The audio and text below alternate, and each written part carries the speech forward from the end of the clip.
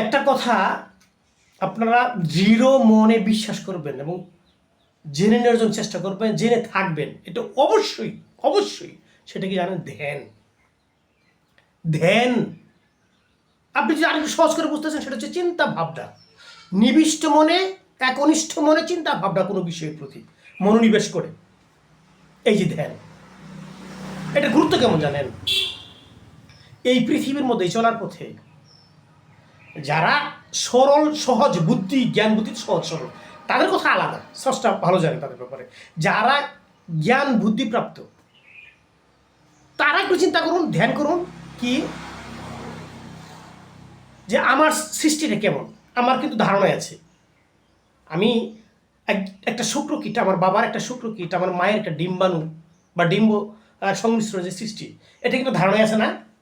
আপনি যদি প্র্যাকটিক্যাল বাস্তবতায় দেখতে চান হাতে কলমে, তাহলে আপনি এরকম পরীক্ষাগার বা গবেষণাগার আছে, আপনি একটু দেখতে পারেন।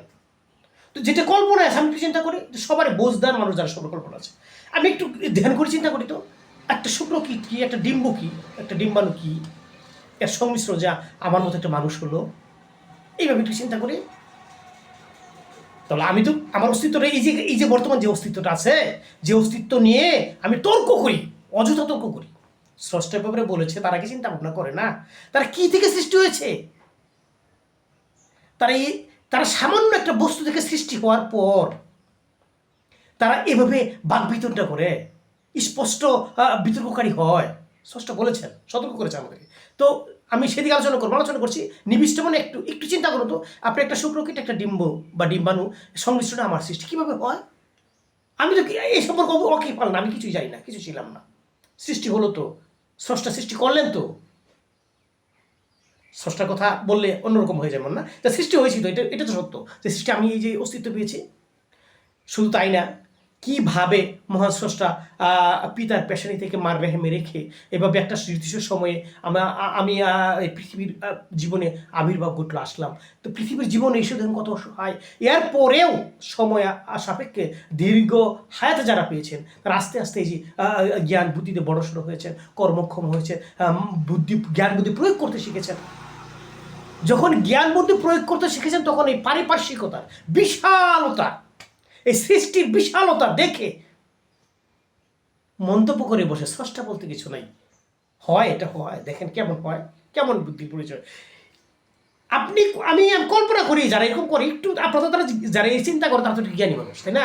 তো আপনার জ্ঞান তাদের চিন্তা করেন, আমি যে কিছু ছিলাম না, কিভাবে সৃষ্টি হলো? স্রষ্টা ছাড়া সৃষ্টি হয়? স্রষ্টা ভেবে বলেছেন, তারা কি নিজেই নিজের স্রষ্টা, না তারা স্রষ্টা ছাড়াই সৃষ্টি হয়েছে? একটু চিন্তা করে না, আফসোস না? স্রষ্টার কথা আপনি চিন্তা করুন, আমি কি নিজেই আমার স্রষ্টা, নাকি আমি স্রষ্টা ছাড়াই সৃষ্টি হয়েছি? এটি এটুকু মাত্র ধরে, আমি তো কিছুই ছিল।